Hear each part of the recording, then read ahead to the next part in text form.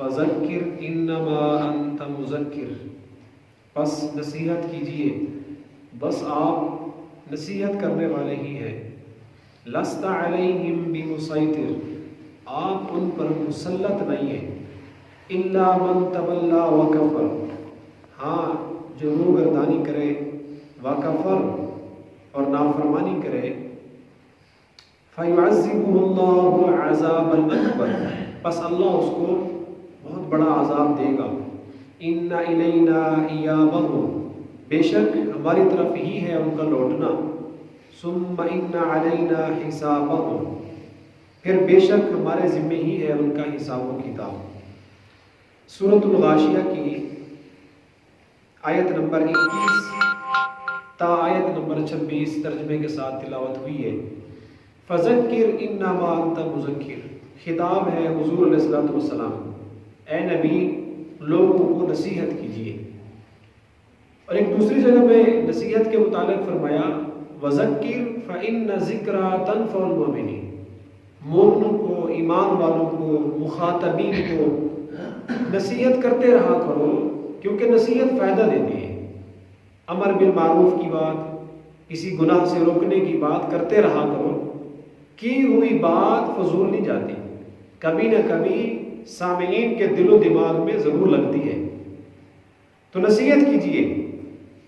اس نصیحت کا حکم کرنے سے پہلے اسی صورت میں اللہ تعالیٰ نے جو بد کردار لوگ ہیں ان کی سزاؤں کا ذکر کیا کہ جہنم میں اس طرح کھولتا ہوا پانی، ایسا کھانا جو کانٹے دار ہوگا، اور جو نیک لوگ ہیں اللہ نے ان کی نعمتوں کا بیان فرمایا۔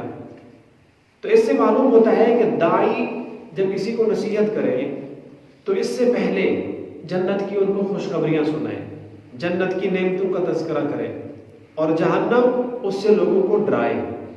آپ علیہ الصلوۃ والسلام کی بھی یہ صفت ہے، بشیرا و نذیرا، کہ حضور بشارت دینے والے بھی ہیں جنت کی اور ڈرانے والے بھی ہیں جہنم سے۔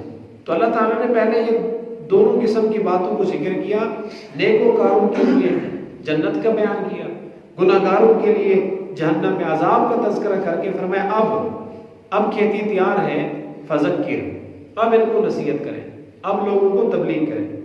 انما انت مذکر، بس آپ نصیحت کرنے والے ہی ہیں۔ اس کا مطلب ہے کہ آپ ان کو نصیحت کر کے فارغ ہو جائیں۔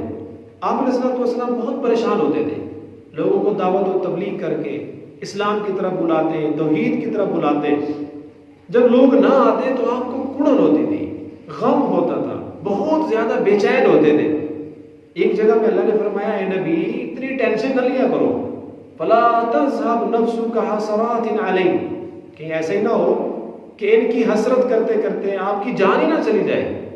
بس فذکر، نصیحت کرو، انما انت مذکر، آپ کا کام ہے نصیحت کرنا۔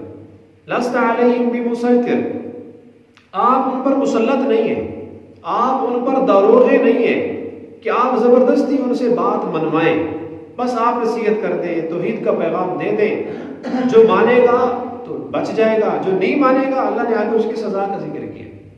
عالم کا کام بھی یہی ہے، جو عالم مفتی ہوتا ہے اس کا کام ہوتا ہے مسئلہ بتانا، منوانا یا اس پر عمل کروانا، یہ عالم کی ذمہ داری نہیں ہے۔ عالم مسئلہ بتا دیتا ہے، آگے کوئی عمل کرے گا تو اس کی اپنی خوش بختی، نہیں کرے گا تو اس کی اپنی بدبختی۔ تو آپ ان پر دوروغے نہیں ہیں، مسلط نہیں ہیں۔ الا من تولی وکفر، ہاں دیکھو جو روگردانی کرے گا، وکفر، کافر بن جائے گا، فیعذبہ اللہ العذاب الاکبر، پھر اللہ اس کو جہنم میں بہت بڑا عذاب دے گا، کافر کو، نافرمان کو۔ ان الینا ایابہم، یہ بھی نہ سوچیں کہ ہم بچ جائیں گے، ہمیں اللہ عذاب کیسے دے گا۔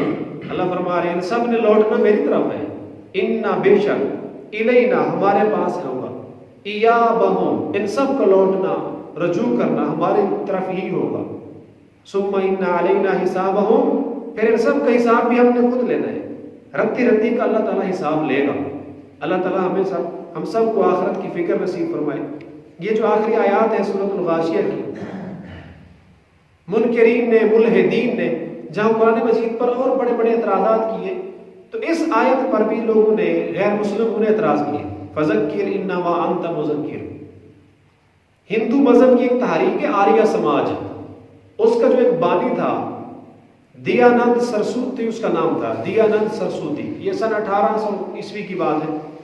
تو ہندو کا بڑا منہ پھٹ لیڈر تھا، اس نے اسلام کے خلاف بڑی باتیں کی، اسلام کے خلاف اس نے بڑی ایک کتاب بھی لکھی، اس نے عجیب و غریب اعتراضات کیے، لیکن الحمدللہ اللہ نے ہمارے علماء کو، علماء دیوبند کو ایک بصیرت دی ہے، ایک سمجھ دی ہے، جس طرح کے بھی لوگوں نے اعتراضات کیے علماء نے ان کے منہ توڑ جواب دیے۔ تو اس دیانند سرسوتی نے ایک کتاب لکھی، بہت نایاب، ملتی نہیں ہے۔ اس کتاب کے 14ویں باب کے اندر جا کر اس نے قرآن مجید پر الحمد سے لے کے والناس تک عجیب و غریب اعتراضات کیے۔ ان اعتراضات میں ایک اعتراض یہ بھی کیا کہ دیکھو بھی سورۃ غاشیہ میں اللہ فرما رہا ہے فذکر، تبلیغ کرو، اور تبلیغ سے پہلے اللہ نے اونٹوں کا ذکر کیا، اونٹوں کو نہیں دیکھتے، اونٹ کا تبلیغ سے کیا تعلق ہے؟